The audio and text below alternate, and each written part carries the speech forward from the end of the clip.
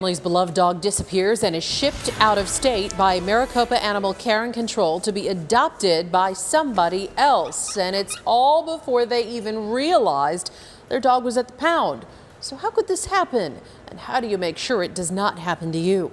Here's ABC 15 investigator Sonu Wasu. 3-year-old Roscoe has been part of Brittany Garcia's family since he was born. I bottle fed him because he was like so young. Attached to his owner, 9-year-old Kim. I felt like I just lost my best friend. But like so many dogs do every single day, Roscoe slipped out of a side gate during a family gathering. We barely moved into this house and I did not know that one of the side boards to the side fence where he got out was loose. From there, Roscoe just walked and walked as his family drove circles around the neighborhood and started putting up flyers. We're told Roscoe walked 6 miles across town to his old neighborhood. That's where he was picked up by a friendly stranger who took him to the county shelter. Days passed without the Garcias knowing what had happened to Roscoe until that friendly stranger saw one of the family's lost dog posts and reached out to them saying, "Your pup was at the county shelter. It was held for 3 days like all dogs are."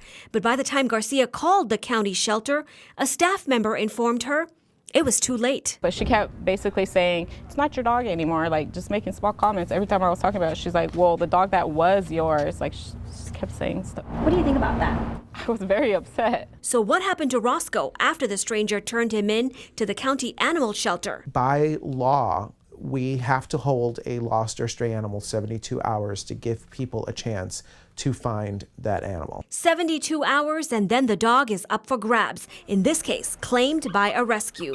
But county staff would not tell Brittany which rescue. Instead, they asked her to fill out a public records request and told her it could take days to process. Roscoe was my best friend and he'll always be there for me and would never leave my side.